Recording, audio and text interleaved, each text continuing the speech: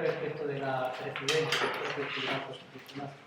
Bien, pues buenas tardes. Bueno, en primer lugar agradecer a Joaquín la invitación a continuar la exposición del seminario hace 2 meses sobre la sentencia 119/2014 y atribuirme a mí el poder hacerlo también de esta sentencia del Tribunal Constitucional de 22 de enero 2015 que cierra ya el debate sobre la constitucionalidad de la reforma laboral de 2012. La semana pasada se cumplieron 3 años de la aprobación de esta reforma que se ha venido aplicando en todo este tiempo y hoy ya podemos decir que después de estas 2 sentencias y un auto del Tribunal Constitucional anterior que toda la reforma laboral está avalada por el Tribunal Constitucional y por tanto ese debate está cerrado.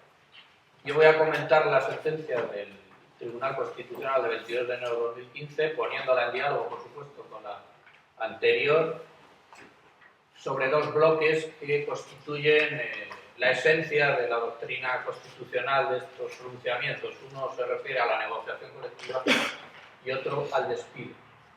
Hay una mención al final sobre las administraciones públicas que dedicaré poco tiempo, pero básicamente lo que muestran las sentencias es que los aspectos más conflictivos que se adoptaron en su día desde un punto de vista político y de técnica jurídico-constitucional se plantearon en negociación colectiva y en despido. Voy a empezar con la negociación colectiva y quizá voy a ser reiterativo con lo que dije en el anterior seminario, pero debo serlo porque esta sentencia se remite a la anterior.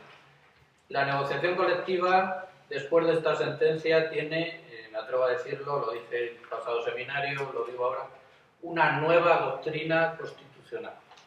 Porque la negociación colectiva hasta ahora tenía 5 pilares que han sido cuestionados por estas 2 sentencias. Los 5 pilares eran, primero, un modelo constitucional de negociación colectiva promocional que situaba al sindicato desde el artículo 7 de la Constitución y desde la libertad sindical del artículo 28 como eje del sistema. El segundo pilar era, hasta ahora, la falta de ponderación jurídica entre libertad de empresa, derecho al trabajo y política de empleo con la negociación colectiva. La negociación colectiva se configuraba como un derecho al margen de otros derechos por los que entraba en diálogo. En tercer lugar, el Tribunal Constitucional hasta ahora prohibía de manera determinante la interferencia pública en modificar convenios colectivos. Era muy reacio a admitir arbitrajes obligatorios o decisiones administrativas que afectaran a convenios. En cuarto lugar, la fuerza vinculante del convenio colectivo se ha ido asociando hasta ahora, esto ahora lo desarrollaré, se rompe, con el principio de automaticidad en los contratos de trabajo y la inderogabilidad peyorativa individual. Incluso se ha llegado a catalogar como fuente de derecho el convenio colectivo en algunas sentencias del Tribunal Constitucional en este sentido. Y finalmente el quinto pilar, esa reserva de la autonomía colectiva, se llegó a hablar de reserva de la autonomía colectiva, que mostraba muchas reticencias a que la ley pudiera prohibir negociar alguna materia. Bueno, esos 5 pilares han sido desmontados por estas 2 sentencias. Por eso me atrevo a hablar de nueva doctrina constitucional de la negociación colectiva.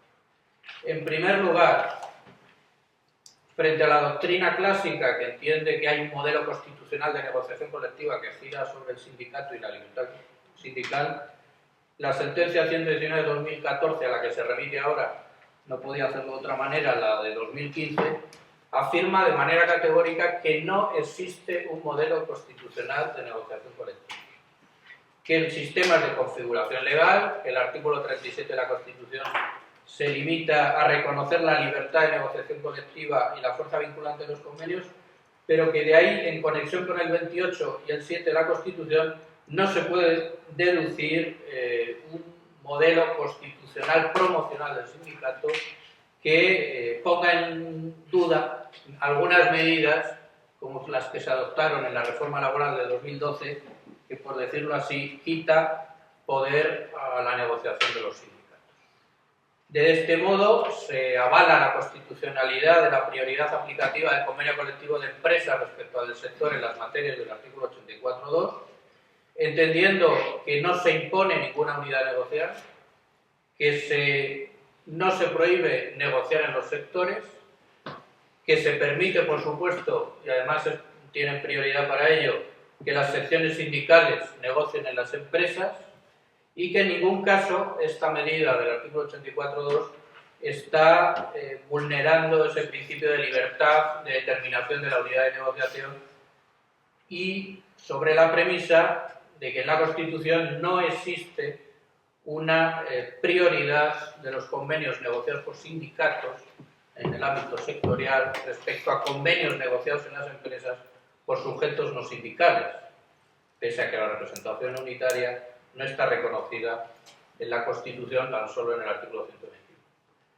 Bueno, frente a esta posición, el voto particular al que aquí hice referencia en el seminario anterior, y voy a hacer referencia hoy mucho también, del profesor Fernando Valdés, pues apela a esa jurisprudencia clásica del modelo promocional del sindicato en la negociación colectiva y entendería a su juicio que vulnera la Constitución esa prioridad del convenio de empresa sobre el del sector.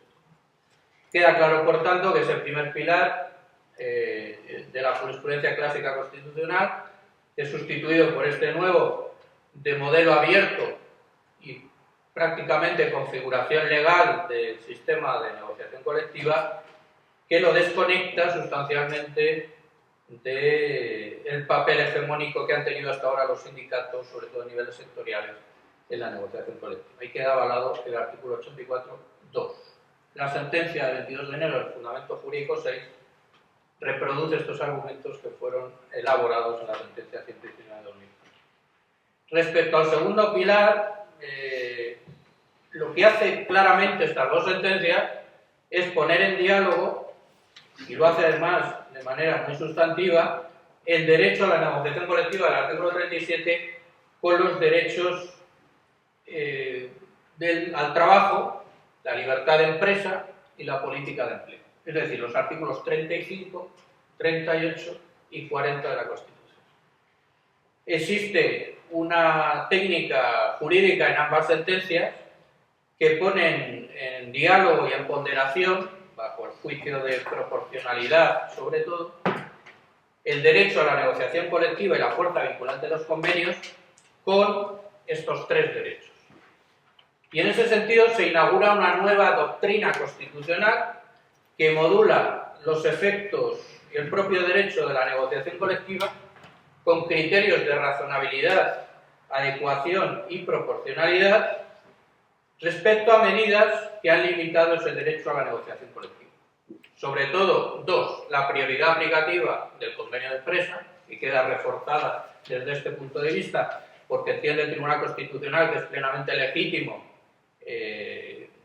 intentar conseguir la mayor adaptación de las condiciones laborales a través de esa prioridad aplicativa en la empresa, y sobre todo los procedimientos de inaplicación del convenio colectivo del artículo 82, que quedan avalados constitucionalmente con razonamientos de ponderación jurídica en virtud de la causa establecida, de la limitación de materias, de la limitación temporal y del control judicial de los acuerdos de inaplicación. Y quedan avalados porque se entiende que la política de empleo del artículo 40 y la libertad de empresa del artículo 38, de la que se deduce no solamente la titularidad de los medios de producción, sino la organización y capacidad de adaptación que se puede hacer de esos medios de producción, que esos dos derechos se entiende que tienen que entrar en ponderación con la negociación colectiva y avalar procedimientos de inaplicación que tengan como finalidad la adaptación del convenio colectivo en la empresa. Frente a esta articulación de la ponderación entre derechos, el profesor Fernando Valdés, en su voto particular, niega la mayor, es decir, niega que pueda existir diálogo y ponderación entre la negociación colectiva y, por un lado, la política de empleo y, por otro lado, la libertad de empresa, entendiendo el voto particular que no se puede deducir de la libertad de empresa un interés general, sino que esa libertad de empresa está protegiendo solamente el interés particular del empresario correspondiente. Bien, lo que está diciendo en el fondo el voto particular es que pues no hay que ponderar jurídicamente los derechos y efectos de la negociación colectiva, con otros derechos que lo rodean: derecho al trabajo, política de empleo o libertad de empresa. Es decir, está reivindicando por los últimos 30 años de jurisprudencia constitucional que no entró nunca en ese diálogo. En conclusión, lo que hacen estas dos sentencias es inaugurar un nuevo escenario de ponderación jurídica con criterios de razonabilidad, adecuación y proporcionalidad, y reconocer la constitucionalidad de medidas presentes o futuras que pueden limitar esos efectos en aras de objetivos legítimos de, en este caso, adaptar las condiciones salariales y laborales de los convenios colectivos a las circunstancias coyunturales de las empresas. Bien, en tercer lugar, como he dicho antes, lo que venía diciendo hasta ahora el Tribunal Constitucional es que no podían existir interferencias públicas en la autonomía negocial. Desde aquella sentencia del año 81 que establece este principio y que entiende que la libertad de negociación colectiva tiene que estar preservada de decisiones de terceros, sobre todo de decisiones administrativas, porque ahí hay una jurisprudencia bastante clara que prohíbe la modificación de convenio colectivo por autoridad administrativa.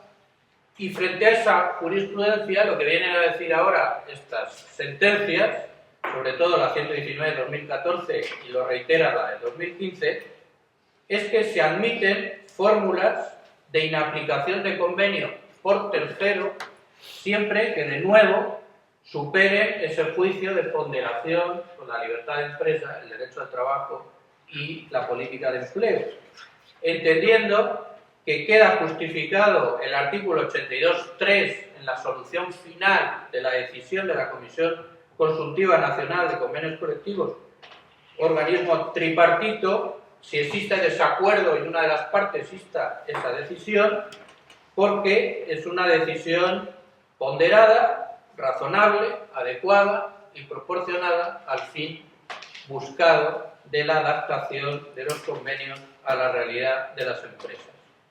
Y lo hace eludiendo esa jurisprudencia clásica al catalogar a la comisión de un órgano no administrativo. Por su configuración tripartita, entiende el tribunal, la configuración de los tres, no solamente la administración pública, y por tanto, en nombre de esa configuración tripartita, pues avala esa decisión final. Bien, frente a ello, el voto particular de Fernando Valdés vuelve a reivindicar la jurisprudencia clásica del Tribunal Constitucional, diciendo que está prohibido que terceros, y más con carácter público, entren a cambiar convenios colectivos. Bien, estas tres premisas, esos tres postulados que han sido superados con nueva jurisprudencia, lo fueron sobre todo en la sentencia 119/2014. Y a ella se remite el fundamento jurídico 6 y 5 de esta sentencia 22 de enero. ¿Qué añade ahora esta sentencia 22 de enero de 2015? Que no se aparta en nada de la 119/2014.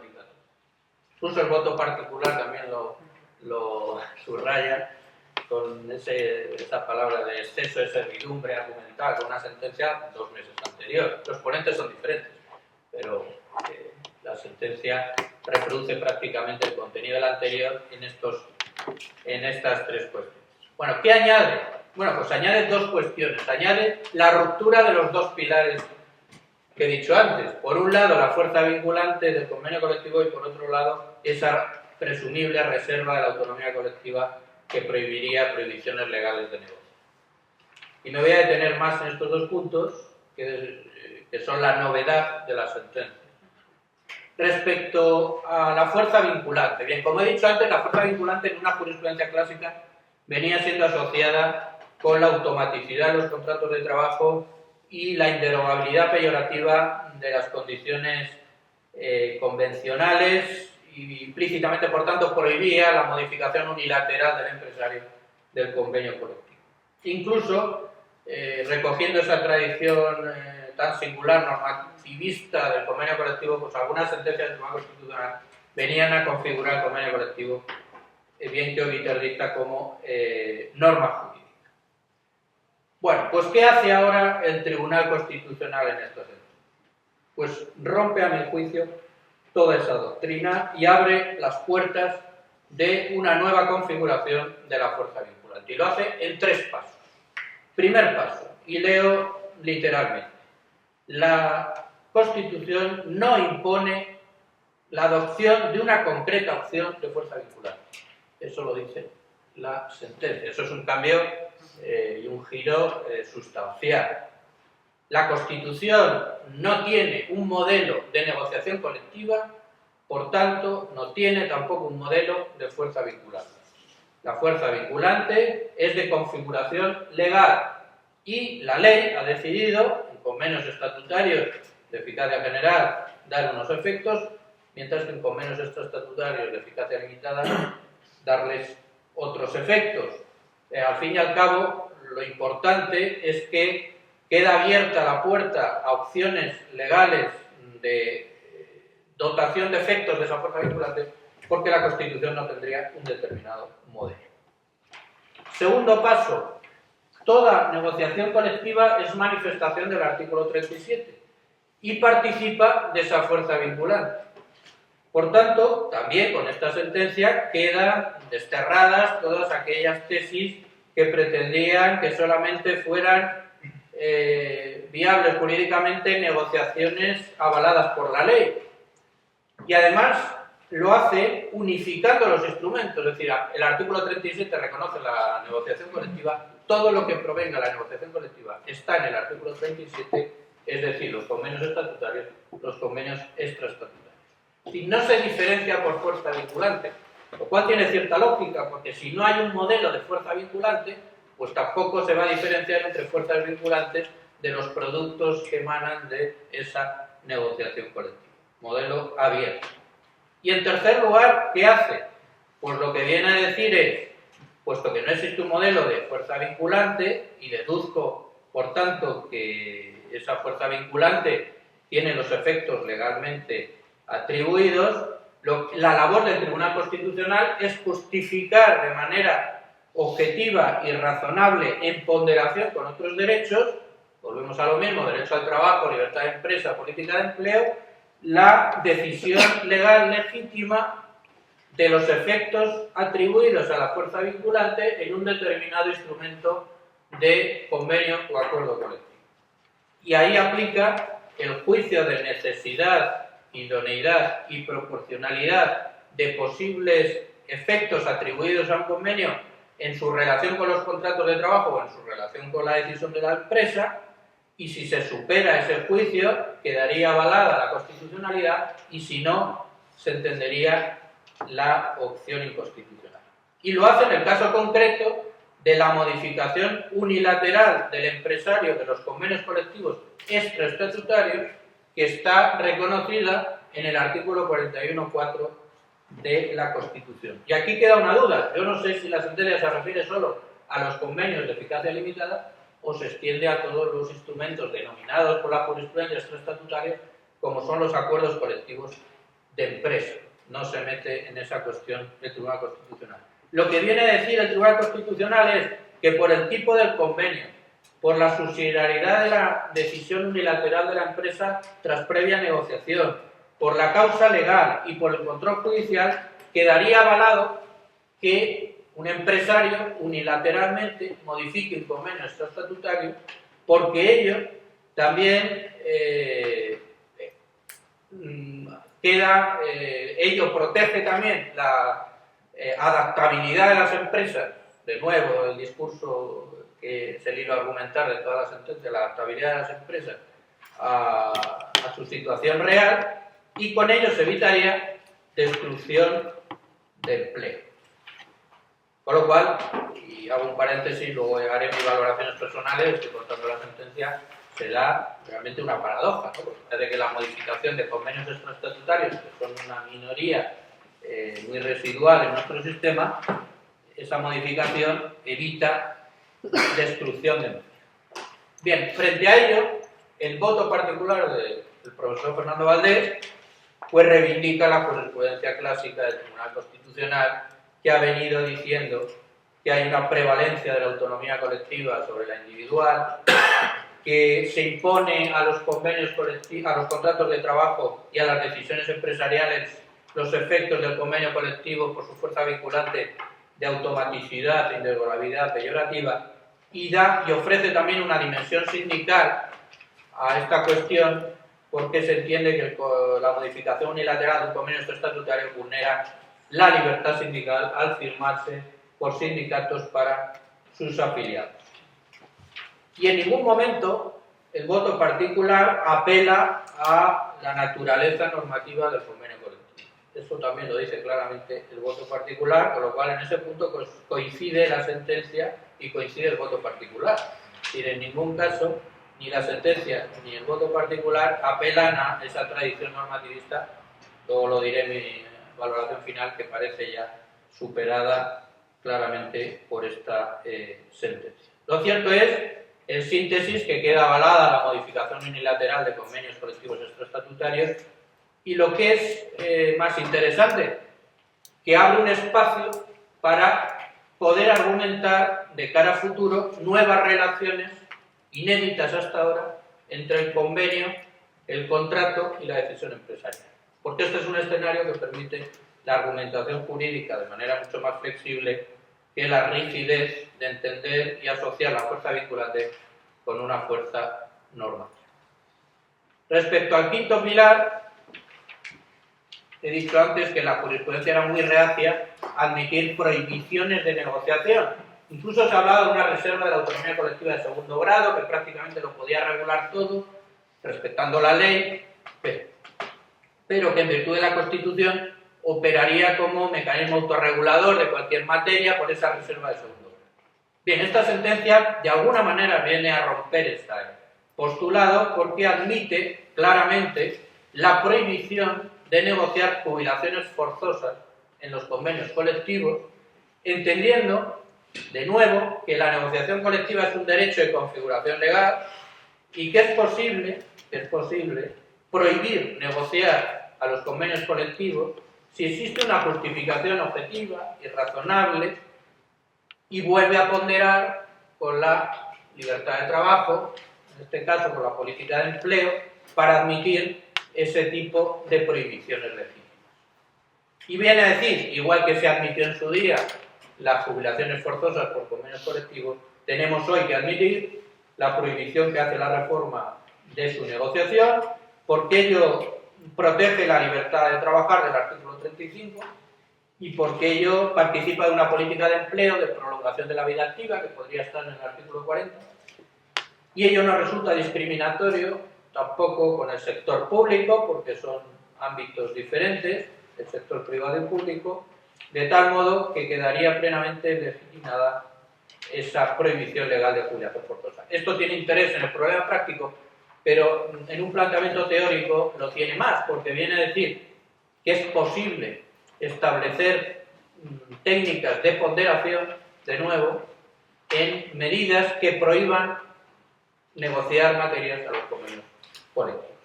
En síntesis, ¿qué hace la sentencia, estas dos sentencias del Tribunal Constitucional en negociación colectiva? Cambian toda la doctrina. Eso explica el voto particular de las dos sentencias, que reivindica la doctrina clásica. Eso es muy interesante, por supuesto, ver en cada argumentación el espejo del voto particular. Yo lo recomiendo hacerlo incluso en clase con alumnos, porque es muy interesante. En síntesis, lo que viene a decir es: antes existía un modelo constitucional promocional del sindicato, ahora es un modelo constitucional abierto de negociación colectiva. Antes la negociación colectiva no se ponderaba con el resto de derechos, ahora hay que ponderarla con el resto de derechos que dialogan con la negociación de convenios colectivos. Libertad de empresa, política de empleo y derecho al trabajo. Los terceros no pueden entrar a modificar convenios colectivos, más si son de carácter público. Se admiten fórmulas como la comisión paritaria que puede modificar convenios colectivos. El convenio colectivo es una norma jurídica con fuerza vinculante que se asocia a norma jurídica, inderogabilidad peyorativa. Es impensable que un empresario cambie un convenio colectivo. La fuerza vinculante está abierta, configuración legal, es posible admitir decisiones legítimas legales que establezcan nuevos tipos de relaciones entre convenios, contratos y decisiones empresariales. Hay una reserva de autonomía colectiva sagrada que prácticamente no puede entrar la ley en esa autonomía colectiva. La ley puede entrar, si lo justifica de manera ponderada y legítima, a prohibir negociar materias por convenio colectivo. Es decir, nueva doctrina de negociación colectiva constitucional. Haré una valoración personal en 3 puntos. Primero, y luego paso al despido si hay tiempo y dejamos también para el debate. Primero, hay una operación, desde luego, de renovar la doctrina, como he dicho, de la negociación colectiva. Me parece bien, necesaria, moderniza la doctrina constitucional, la pone en diálogo con lecturas mucho más abiertas y rompe una asociación excesiva hasta ahora entre el modelo legal existente y el modelo constitucional. Lo que ocurre es que siguen existiendo, a mi juicio, algunos trasfondos que no se atreven del todo a abrir el modelo. Por ejemplo, yo creo que es incompatible decir que no hay un modelo de negociación colectiva y, por tanto, que la Constitución sienta solo una libertad, una fuerza vinculante de dotación legal, con la interferencia pública en la modificación de convenios colectivos. Y creo que si se quería ir por una vía abierta, de abrir las ventanas y establecer una nueva negociación colectiva menos ligada a la ley y más abierta en su configuración de autonomía privada y de libertad y de fuerza vinculante relativa en función de las decisiones legítimas, el Tribunal Constitucional tendría que haber sido mucho más valiente y coherente y haber prohibido las interferencias públicas en los convenios colectivos, que es algo que choca con ese principio de libertad. Eso lo dije en el anterior seminario y lo vuelvo a decir ahora. Segundo, la fuerza vinculante está en revisión. Hay 2 modelos de técnica de interpretación constitucional. Uno es el juicio de ponderación. Coges un derecho y coges otros y los pones en diálogo a ponderar con los juicios de razonabilidad, adecuación y proporcionalidad. Hay otro que es el juicio del contenido esencial. Contenido esencial de un derecho lo pones en confrontación con la decisión legítima para decir si es o no constitucional. Está muy claro que la sentencia va por el juicio de ponderación y también está claro que el voto particular va por el juicio de contenido esencial. Llega a decir el voto particular que hay un enfoque metodológico erróneo, que es el punto de conflicto al final de técnica constitucional. Bueno, yo creo que son opciones igual de legítimas, ponderar derechos, que ir a contenido esencial. Lo que ocurre es que cuando se pone en juego la ponderación de derechos, yo creo que en este caso se ha hecho con una inercia excesiva con las técnicas de control de derechos en el ámbito de derechos fundamentales en la relación laboral. Es decir, prácticamente la técnica de control de derechos fundamentales en la relación laboral, con esos juicios de adecuación, necesidad y proporcionalidad, se ha llevado a la técnica de control de una ley. No sé si eso tendría un constitucionalista que desarrollarlo, si eso es normal, si en el control de constitucionalidad de las leyes se utilizan técnicas más que casan más con el control de conflictos de derechos entre particulares. Eso sería un punto a valorar, pero lo cierto es que las sentencias, las 2, están repletas de juicios de ponderación con estas estructuras. Y eso, claro, desemboca, y también lo dice el voto particular de Fernando Valdés, en un exceso de juicio de legalidad. Claro, porque si hay una ponderación, al final se termina haciendo un juicio de legalidad. Si la causa, si la materia, si el tiempo, si el otro judicial. Y además, y lo dice el voto particular de manera poco ácida, reproduciendo a veces las exposiciones de motivos de las normas, porque las exposiciones de motivos es la que están argumentando prácticamente lo que dice el Tribunal Constitucional. Bien, yo creo que aquí hay dos planos, que es por un lado el plano metodológico, y cómo afrontar la constitucionalidad de una ley con un juicio de ponderación o con un juicio de contenido esencial, y ha ganado el juicio de ponderación. Podemos decir, en un debate entre pragmáticos y esencialistas, pues ha ganado los pragmáticos. Y hay otro plano que es de política de derecho, claro, porque cuando hay una ponderación siempre se hace al final un juicio de política de derecho. Y la sentencia parece admitir todo lo que ha hecho la reforma laboral en negociación colectiva, en aras de la adaptabilidad, en aras de la modernización del sistema. ¿Qué es lo que ocurre? Pues que al final el resultado es un poco decepcionante en el sentido de que no hay una teoría general ni de la libertad de negociación colectiva, ni de la fuerza vinculante. Y si nos preguntamos qué es la fuerza vinculante hoy en día tras estas sentencias, la respuesta sería: no lo sabemos.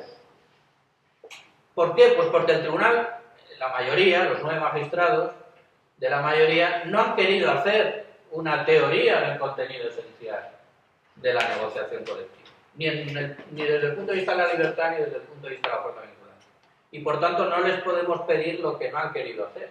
Claro, el voto particular sí lo hace reivindicando la jurisprudencia clásica y la visión de un contenido esencial determinado. No hubiera estado de más que desde ese punto de vista pragmático la sentencia se hubiera atrevido, y ahí me parece que peca también de poco valiente, a elaborar algunos indicios al menos de qué significa la libertad de negociación colectiva y qué significa la fuerza vinculante en el sentido de autonomía privada, de fuerza de obligar a las partes, aunque sometida a los efectos configurados por la ley. Bueno, pues ahí yo creo que falta por definir una teoría todavía general de lo que podríamos denominar el contrato colectivo en la Constitución. Y tercera reflexión sobre este bloque es la superación, creo definitiva, de la tradición jurídica normativista en la interpretación constitucional del artículo 36.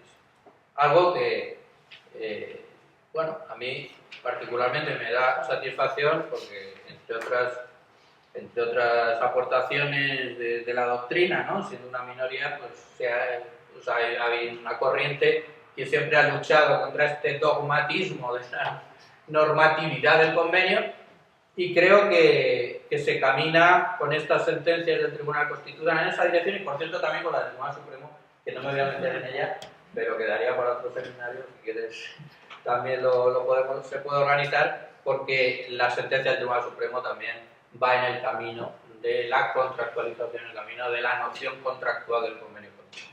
Es decir, que hay que revisar toda la doctrina del convenio colectivo, norma jurídica, no porque haya que revisarla y las teorías hay que revisarlas de vez en cuando, y se ha hecho, creo, desde la doctrina, bien desde una posición minoritaria, sino porque si explicamos la jurisprudencia, en este caso el Tribunal Constitucional, pues ya no encaja decir que el convenio colectivo es una norma jurídica, ¿no? Estaríamos, a los alumnos estaríamos desenfocando una realidad, ¿no? Desenfocando una realidad en aras de una representación de la realidad.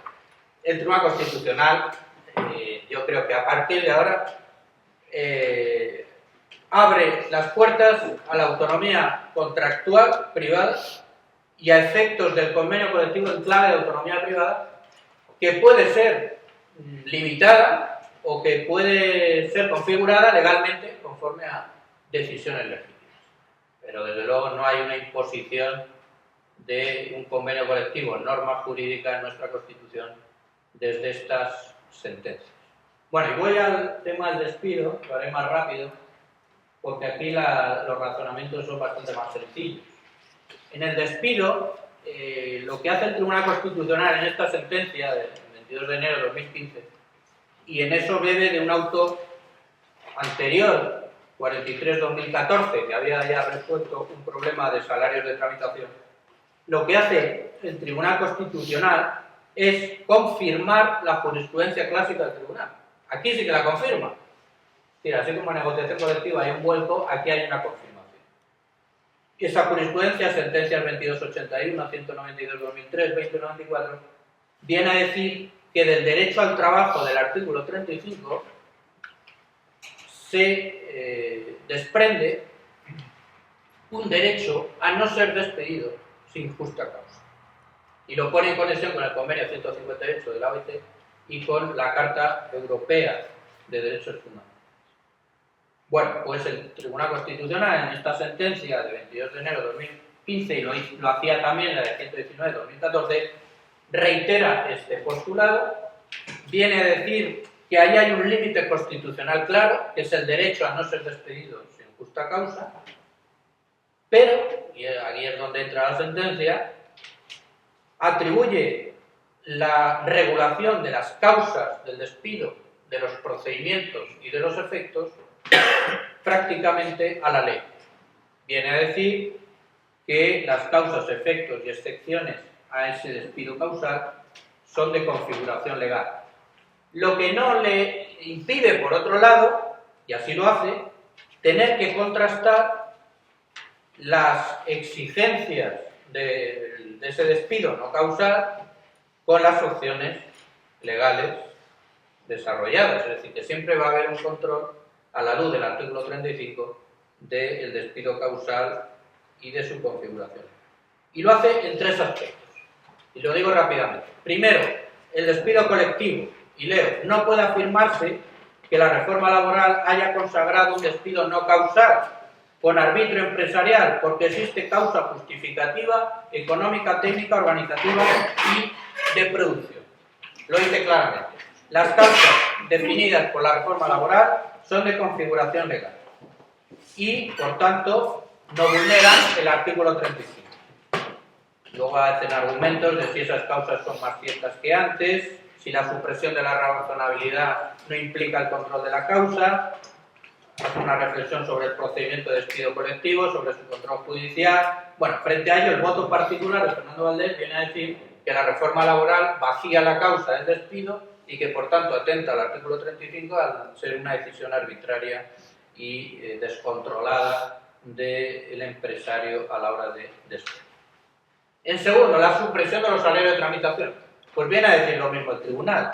Como los efectos del despido improcedente son de configuración legal, la supresión de los salarios de tramitación entraría dentro de esos efectos, es una opción legítima, está justificado de manera razonable porque ese coste añadido venía dado por la prolongación de los tiempos del juicio, del proceso laboral, y tiene parte de una naturaleza indemnizatoria que puede modular el legislador en aras de opciones legítimas, por tanto es constitucional. Frente a eso, el voto particular de Fernando Valdés viene a decir que la eliminación de los salarios de tramitación priva de protección frente al despido, incentiva los despidos y atribuye una naturaleza salarial a esos salarios de tramitación, entendiendo que la ley debe respetar el cobro de los mismos cuando exista improcedencia. Ahí se ha reproducido ese clásico debate entre naturaleza indemnizatoria o salarial de los salarios de tramitación llevado a la Constitución.